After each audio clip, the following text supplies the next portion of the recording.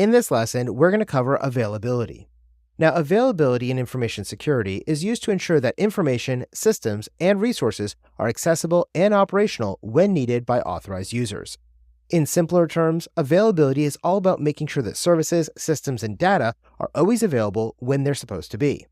Let's pretend for a moment that you have an important online meeting scheduled for 10 a.m. tomorrow, but just minutes before that, your internet connection goes down. This would be super frustrating for you, and now you're not going to be able to attend the meeting, right? Well, this situation emphasizes the importance of availability in our increasingly connected world.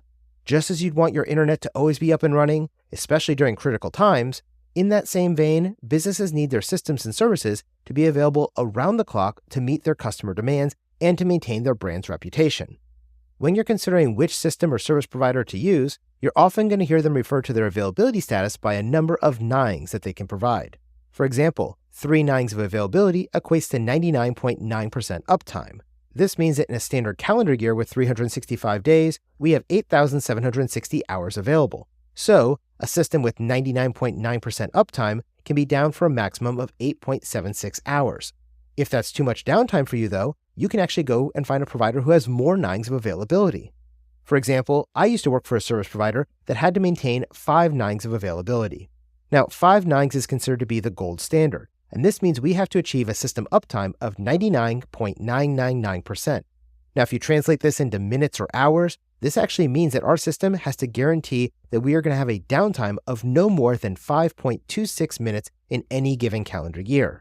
Achieving this gold standard of availability ensures that services and applications are virtually always going to be accessible to our users, and it minimizes disruptions and potential revenue loss events. To put this into perspective, while a 99% uptime may seem high, it still allows you to have over 3.5 days of downtime per year, whereas the 5 nines of availability slashes that down to a mere 5 minutes.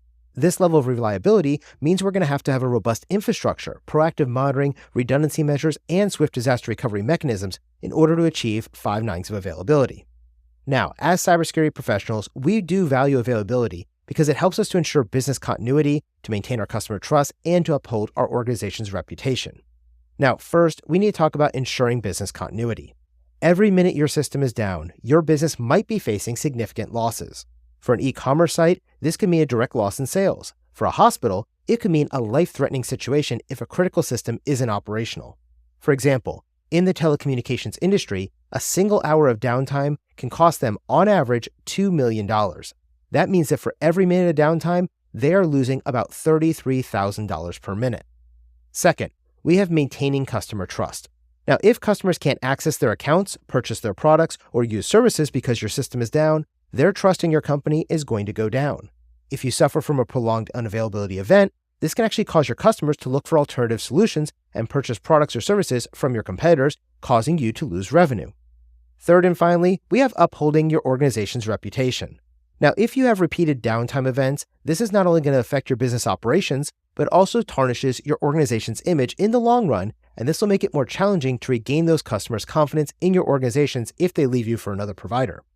Now, in order to overcome the challenges associated with maintaining high levels of availability, the best strategy is to use redundancy in all of your systems and network designs. Now, redundancy is the duplication of critical components or functions of a system with the intention of enhancing its reliability.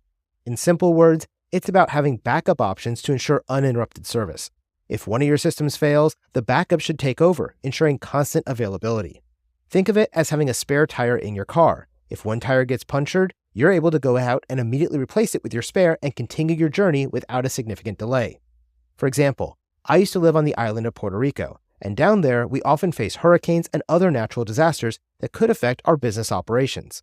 Now, to overcome the threat of losing internet at my office, I actually had 3 different internet connections. One was from a dedicated microwave wireless service provider, one was a connection from my local cable company, and one was provided by a cellular modem. Now, if the microwave link went down, then our systems automatically switched over to the cable modem. If the cable modem also went down, we would switch over to the cellular modem. This way, regardless of what kind of outage occurred, we had redundancy in place to maintain the continuity of our operations. Now, there are various types of redundancy that you need to consider when you're designing your systems and your networks. This includes server redundancy, data redundancy, network redundancy, and power redundancy. First, we have server redundancy. Server redundancy involves using multiple servers in a load balance or failover configuration so that if one of those is overloaded or fails, the other servers can take over the load and continue to support your users. Second, we have data redundancy. Data redundancy involves storing data in multiple places. This way, if one storage site fails, the data can still be accessed from another location. Often, we achieve this locally using RAIDs or using a hybrid of on-premise and cloud-based backup systems. Third, we have network redundancy. Now, network redundancy ensures that if one network path fails, the data can still travel through another route. This is how I set up my old offices in Puerto Rico, so that if the microwave link went down, we switched over to cable. If the cable went down, we switched over to cellular, and this way, we could continue providing network connectivity to all of our users. Fourth and finally, we have power redundancy. Power redundancy involves using backup power sources like generators and uninterrupted power supply systems to ensure that your organization's systems remain operational even during periods of power disruption or outages within your local service area. So remember, availability is used to ensure that the data and systems are always ready for use when they're needed. The principle of redundancy plays a pivotal role in guaranteeing this uninterrupted service and achieving your higher levels of availability, so you should associate the term availability with redundancy because they go hand in hand. In a world where time is money and every second is going to count, ensuring the constant availability of your services is not just beneficial, it's imperative for your organization's continued success in this digital age.